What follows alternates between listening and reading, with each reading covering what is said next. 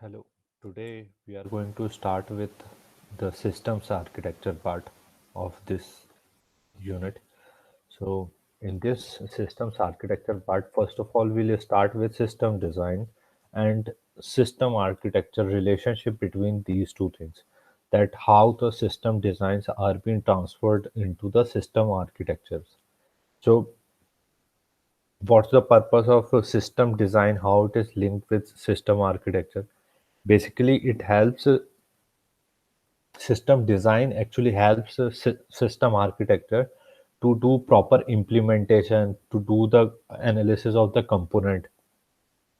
What it tries to explain, system design tries to explain the functional behavior, temporal behavior, and physical behavior and aspects of the system so that it could be modeled into some architecture of the system. And architecture actually creates the blueprint, means design of the whole. Means blueprint means you can have diagrams or some images of basic design part, system design part, that are actually necessary for a system to have functional behavior and according to the documentation that we have done. So all these documentation and design part that we discussed till now was being formulated into some diagrams or blueprints into some system architecture. Then design actually being done for the definition of that system's specified requirement. That is actually the that helps you do the further analysis of performance and feasibility. So all these things, like even after developing the system architecture, you can do proper performance analysis, proper feasibility analysis. Then design also addresses some of the implementation technological part that actually been combined together.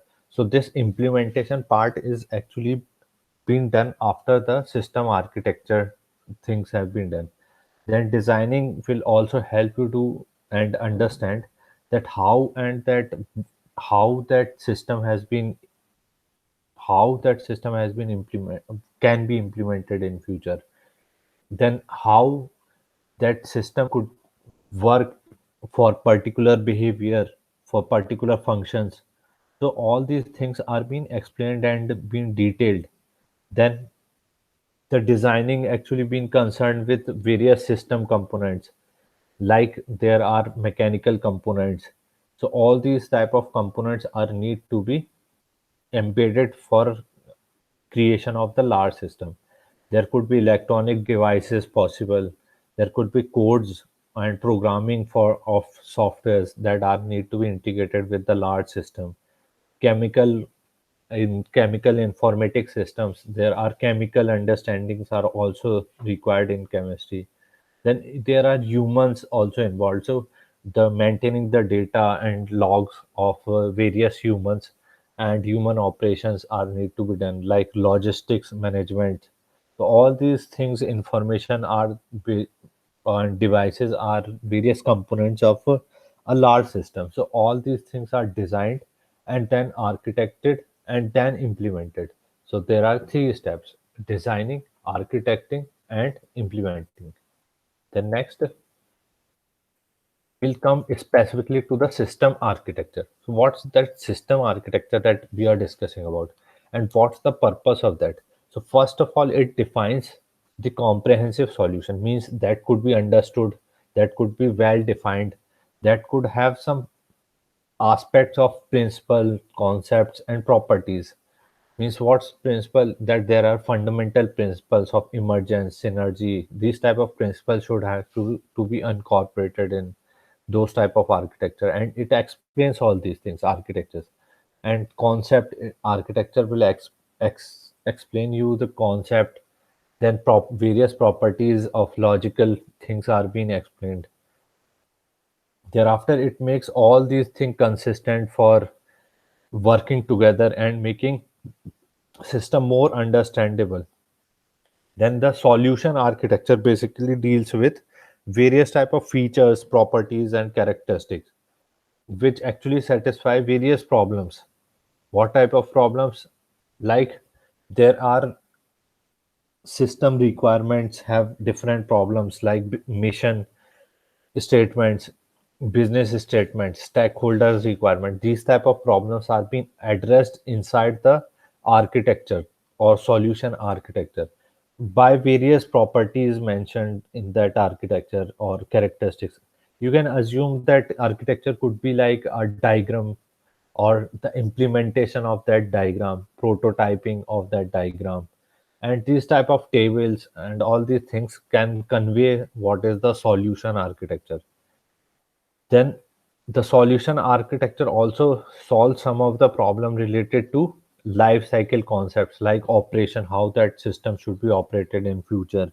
What are the supporting elements like the fuel, what type of fuels are required, diesel or petrol or some gasoline, different type of support system required to run that system, large system, and how that operation should be there, how that service of that vehicle should be provided, how that in long term that if there is some issue with a part of a particular system, how that part should be uh, keep on manufacturing. So this type of things are being addressed in this solution architecture.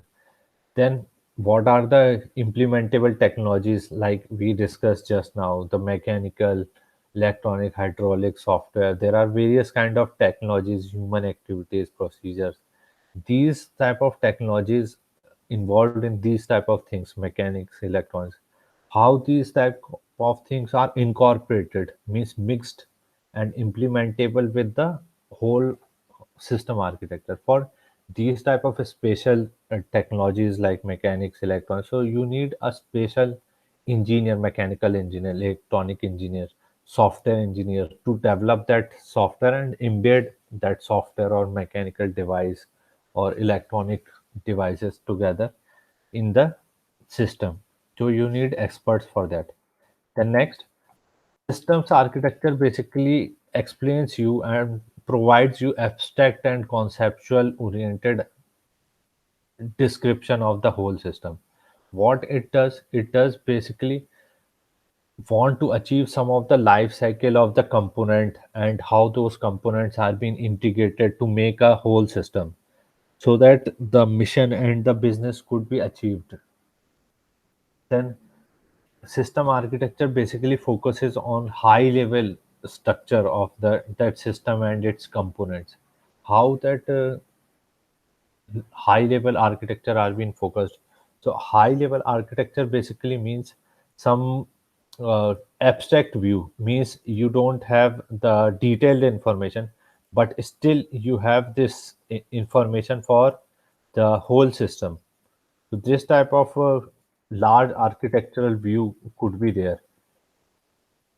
Further, there are various uh, different type of information that are being required for the high level architecture. For example, the high level architecture means the abstract diagram, the overview of the logical designing.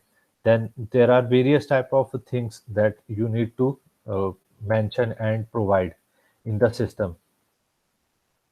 For example, there are some components, some activities and actors, and there are various design processes that are being required. So all these things are be provided under this systems architecture part. Then further, the high level structure is the most important thing. Means it just gives you overview that how the components are being connected. Means what are the inputs of a particular component and what are the output, and how the output of one component will become the input of another component. This type of high level structure was being given in this system architecture. Then system architecture basically addresses some principle, concept, properties, characteristics, as we discussed, to achieve a particular system of interest. What is system of interest? The system that we want to create. Initially, when we go and we see the vision for creating a system, then we create an ideal system. Means this was the imaginary system and this is what we want to create. So that's the system of interest. But when we keep on developing, we keep on progressing, implementing the things, then 100% it can't be achieved. So that's the difference between what we make a whole system and what we visioned in the starting. So in the end, it may be better than what we visioned, or it may not be better than what we visioned. So it depends on vision, means system of interest, and what we at the end we reached to develop and implement. So this is the difference, and this difference was being covered with the help of a system architecture, because the system architecture will tell you the principal concept and properties and characteristic of that architecture, that how the function should behave. Thereafter, system architecture would also provide you some applications, and what are the application that one should focus on, that how that pattern of that application, that different components are being working, how that structure of that system. So this type of activities was being shown in the system architecture. Then some of the requirements and set of requirements, that means group of requirements, are being related together. So all these things are being addressed and shown in the system architecture, that these are the set of requirements that will be fulfilled by this type of architecture input and outputs. So this type of things are being given in the systems architecture. And there are various transition from system requirement that we had just seen in the in the earlier classes, that there is large set of system requirement. They are being documented, and how these documented are requirements are being architected, means how to develop them. So that system requirements are being created to some intermediate logical architecture or some physical architecture. So this system requirement models, means you can assume the document specification are being converted to some intermediate model, that is logical architecture model, that is independent of technology, means you are just creating it imaginary on the paper and pen, and some prototype you make think, but actually the physical architecture model are the real time related technologies. So first you can simulate it in the logical architecture, then you can apply that simulation to the real world and create a real time physical architecture model. So this actually takes what some independent solution are being required, and different type of technologies are being required for converting that system requirement to some logical architecture, and then further that independent technologies are being used to create some physical architecture that actually relate to the exact technology, means exact technology, mechanical device or electronic device in the physical architecture, that actually takes all these things taken care for the functional and non-functional requirement. So whatever we are doing it for the functional and non-functional requirement mentioned in the system requirement. Then the logical architecture, that the first part of this, that second triangle, we can say, second triangle of this diagram was being here described. So logical architecture was like technique or concept or principle that can explain and support the logical operation of the system, means it's not the real time, but you have some simulation, prototype or diagrammatic way of representing the operation of that system. And this logical architecture would actually include the functional activities, functional behaviors, and the architecture are being explained. So all these temporal activities, temporal behavior of the system, that this at this time this type of behavior will be there, and in the next state the another type of behavior of that system would be there. So this type of things are being mentioned in the logical architecture. Thereafter, system boundaries and functions. So what's the system boundaries we had studied? It's like the components, outermost component have their bodies like boundaries. So outermost component have their bodies and boundaries, so they can create the whole system boundary. Thereafter, there are various functions involved to do all these system component analysis. So all these things are being mentioned in the detail for the system requirement that can be derived further. Then it actually helps you do the to identify the functional requirement from the stakeholders. So all these requirement from the stakeholders are being gathered in the functional requirement and architecture. Then you do the construction, and then you can proceed to do go for the physical architecture. Then logical architecture also uses some architectural definition to start with. The fundamental architecture definitions are being used to start this logical definition, and this logical architecture was actually the starting point of the system implementation.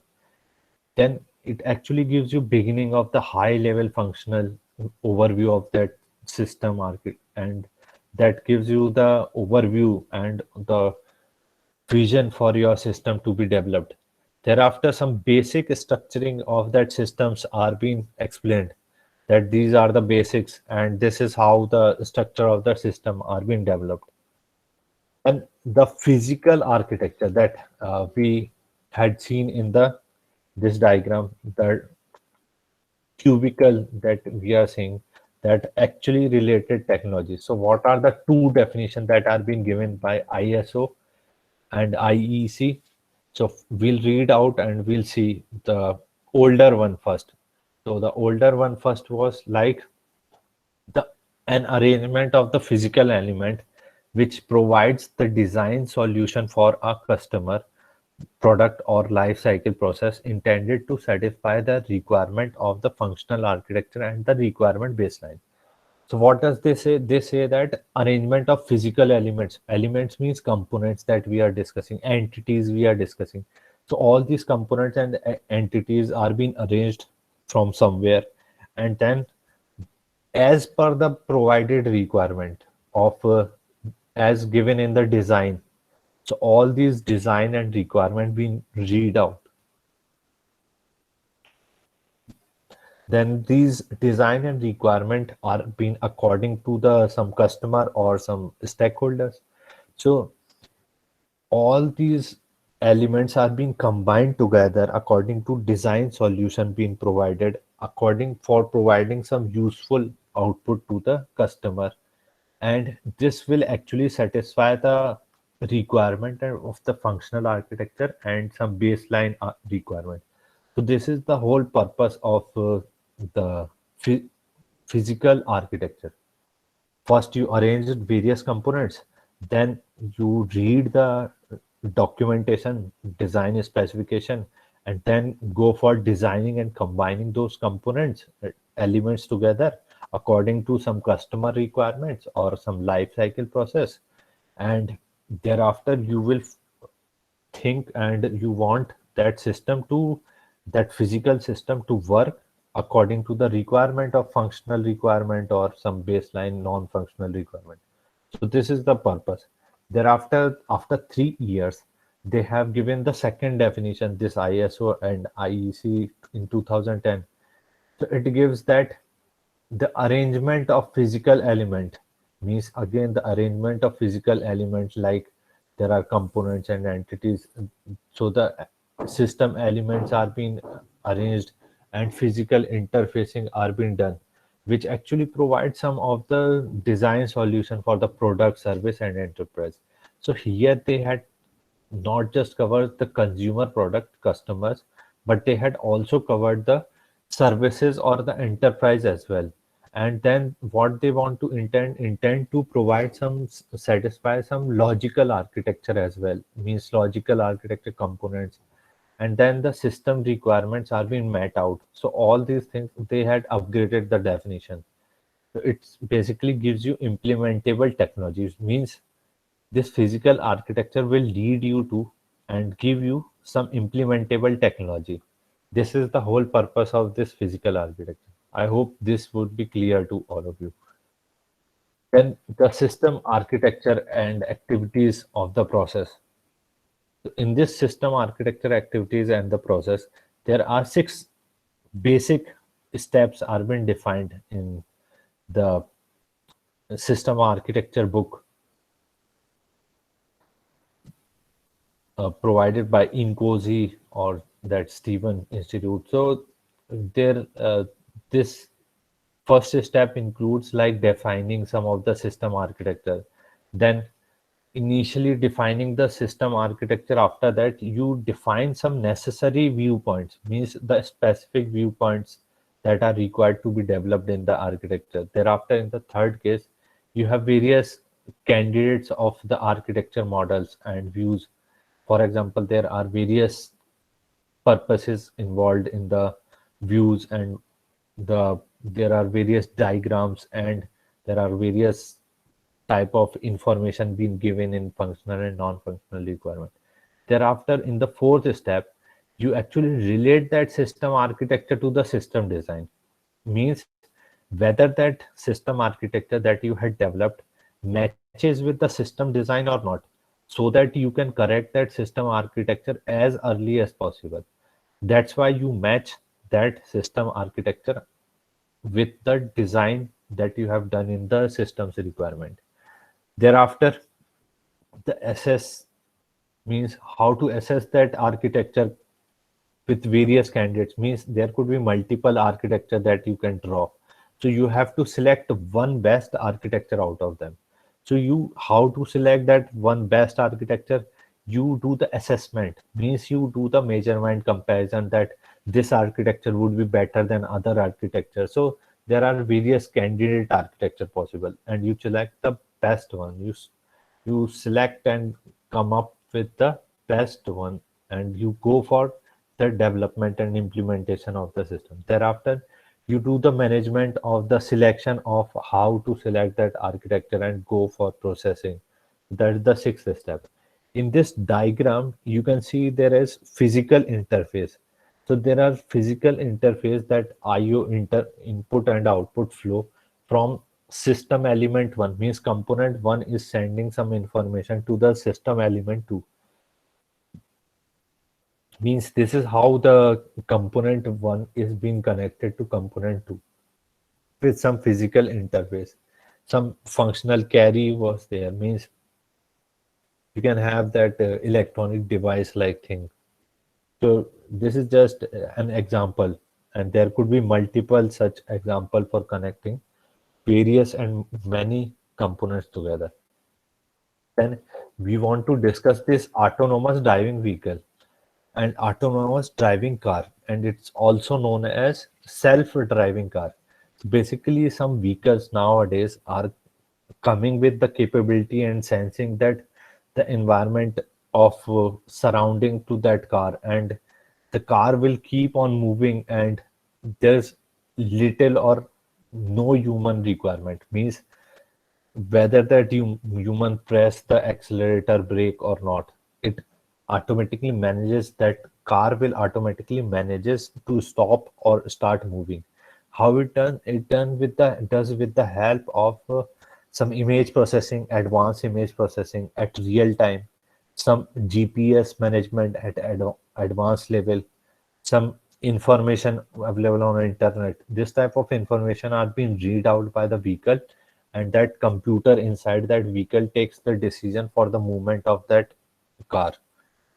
Then self-driving car basically combines various technologies with sensors and various computing devices that are being surrounded with, such as radars are there, sonar systems are there, some GPS systems are there, some odometries are there which actually measures the and reads the motion sensing.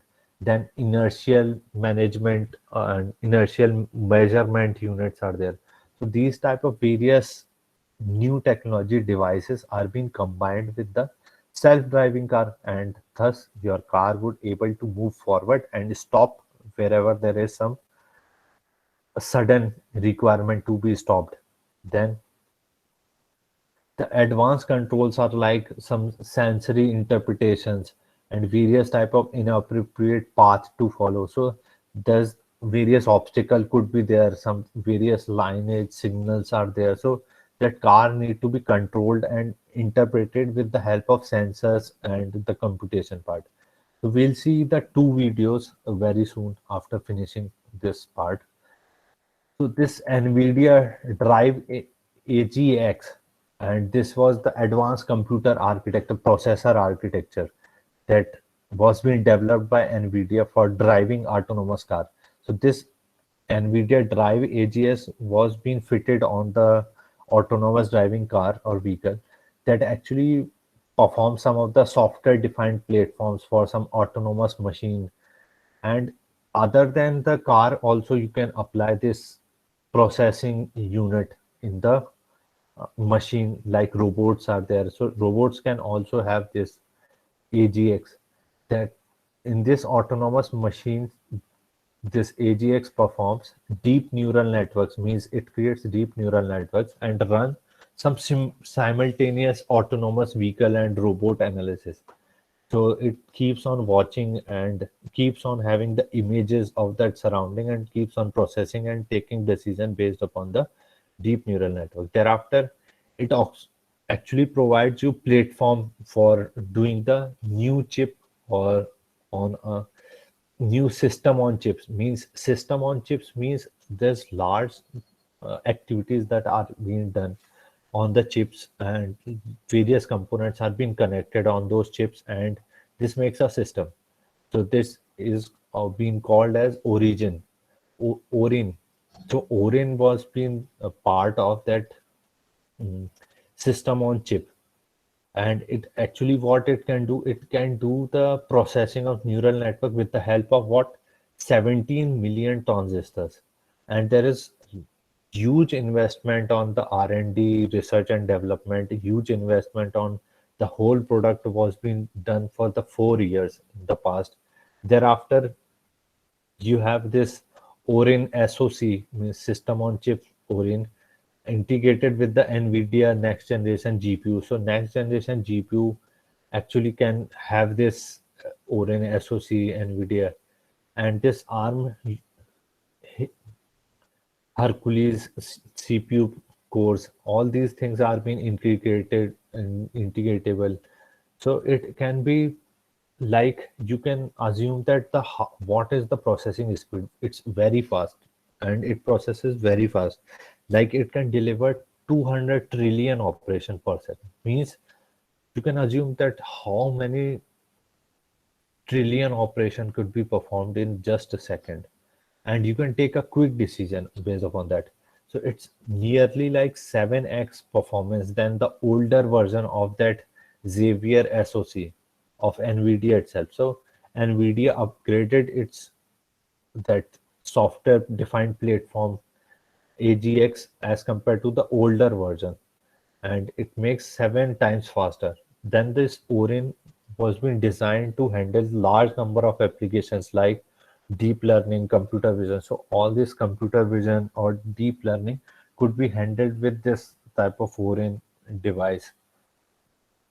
Then this development basically enables the architectural compatibility with such large vehicles.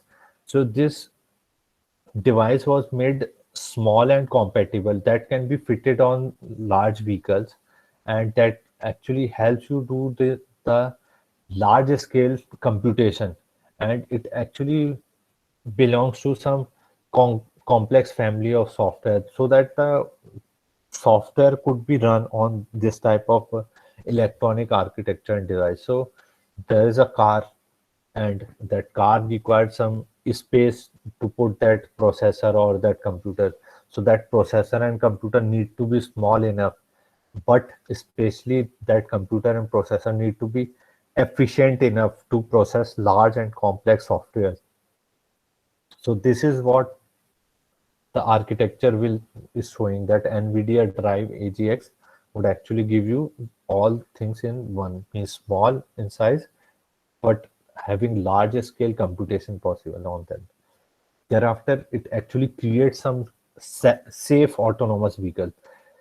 Means what is safe autonomous vehicle? Means it should not hit unnecessarily one another place. perhaps some society have the greatest computing challenges. So it's one of the biggest challenges that the NVIDIA Drive AGX want to target was the creating safe autonomous vehicle. So that's the purpose of this Drive AGX project, and that was being said by the CEO of NVIDIA and founder of NVIDIA. Thereafter, the amount of investment that is required to deliver such an autonomous vehicle has grown exponential. Means there's huge investment required to create such a efficient architecture and model for creating the autonomous vehicle. And then there's huge complexity also involved in terms of scalability, programming, and software defined artificial intelligence, like in case of Orin.